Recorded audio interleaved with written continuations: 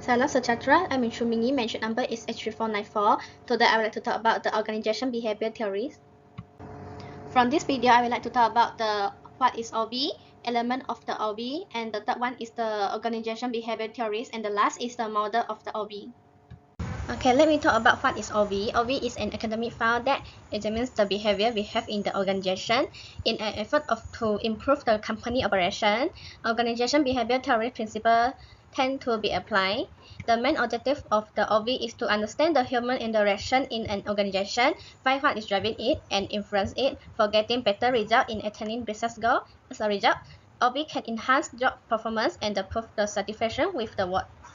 The objective of the OB is the job satisfaction, finding the right people, organization culture, leadership in the conflict resolution, understanding employee better, understand how to develop a good leader, and how to develop a good team, and the last is the higher productivity. Well, let us talk about the three levels of the OB. The first level of OB is the individual level, which involves organization psychology and the understanding human behavior and incentive.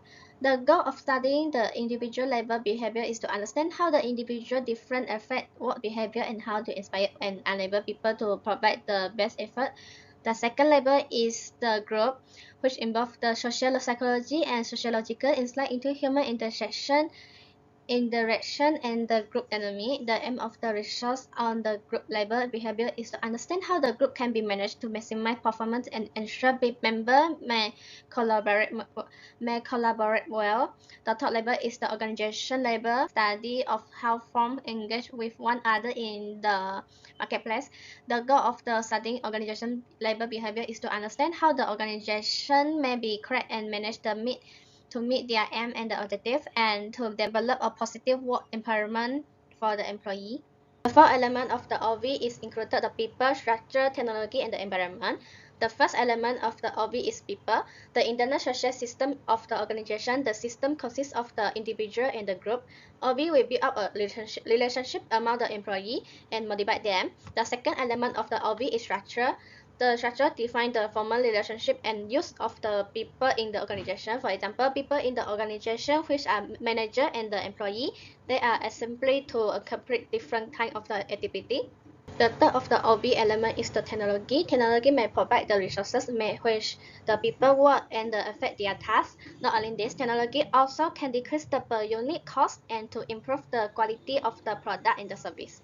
The fourth of the OV element is the environment. All the organizations operate within an internal and the external environment. All of the elements of the environment influence the attitude and provide the competition in the organization.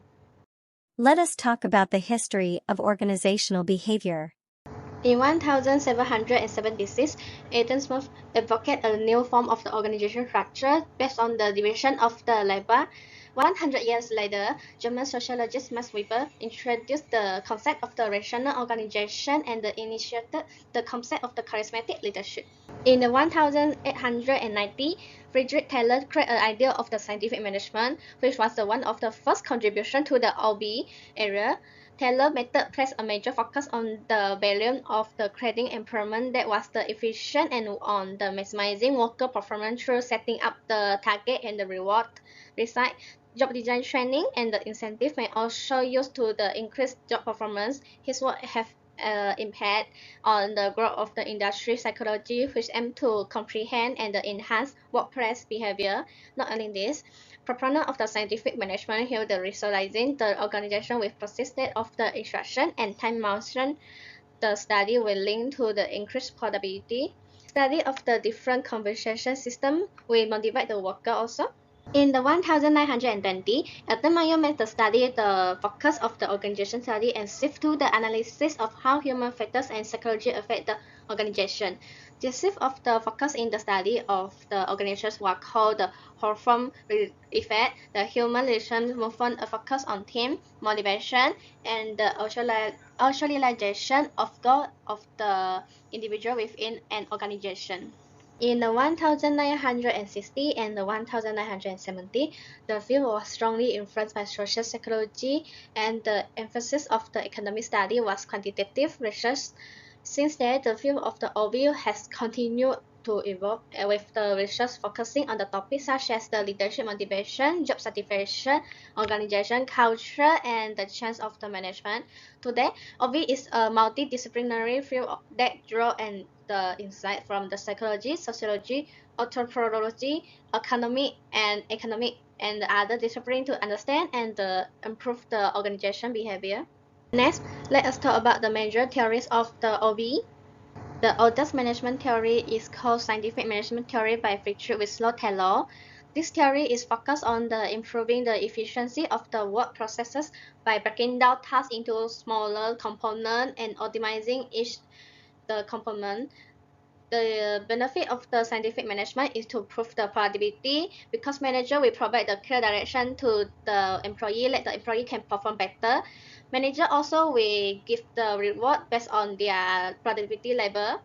Scientific management also have the criticism which are the social aspect of the management such as the perspective, attitude, practice, and the expectation. Early management theories lend to the foundation for modern management practice and influence the development of the subsequent management theories. The second of these theories is the human relation management theory by Elton Mayor. This theory is developed as a response to the scientific management theory. It emphasizes the importance of the human element in the organization, recognizing that employees are not just machines that can be optimizing for maximum efficiency, but are complex individuals with the social and the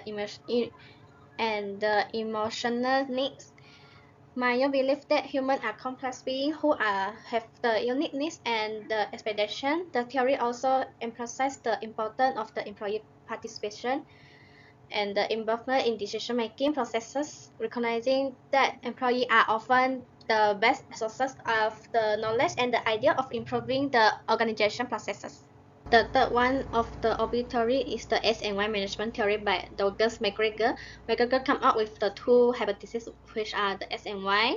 Theory S highlight the importance of the heightened supervision, and the theory S manager tend to take a pessimistic view of their employee. Besides, theory Y is only participate in a management style. Theory Y manager tend to take an optimistic view of their worker. The work manager assume that a typical employee is kept to work. Manager will minimize the supervision. Not only this, theory S manager tend to assume that employees are naturally unmotivated and dislike work that has low productivity, and manager tend to be supervisor to oversee and direct worker. Moreover, theory Y manager are used a participative management style to encourage open communication and not control the staff. Manager also will provide the feedback on the employee performance. This type of the management style will encourage trust-based relationship between the manager and the employee, and it highlighted the need of the manager to adopt the humanistic approach to management that equalizes the potential and the creativity of the employee. Well, next let we talk about the model of the organization behavior. First, we talk about the autocratic model. The autocratic model is the model that depends upon strength, power, and the formal authority. In an autocratic organization, manager have formal authority for controlling the employee who work under them, and the lower level employee have little control over the work function. The guiding principle behind this method is that management have to fully direct and guide. This type of the autocratic management system was common in the factories in the Industry Revolution era. One of the most significant problems with the autocratic model is management team is required to micromanage the staff, including the task detail. But nowadays, autocratic model become highly inefficient. Second one, we talk about the custodial model. The custodial model is the based on the concept of providing economic security for the employee that we create employee loyalty and the motivation. For example, job security, bonus, and the reward. Those of the benefit can motivate employee. The disadvantage is also attract and retain low performance staff as well. The third model in OB is the supportive model focused on inspiring leadership based on the relationship between manager and the employee, and the positive working condition will motivate the employee. Moreover, the self-motivated employee also will let themselves be valued in the organization. Well, thank you for listening.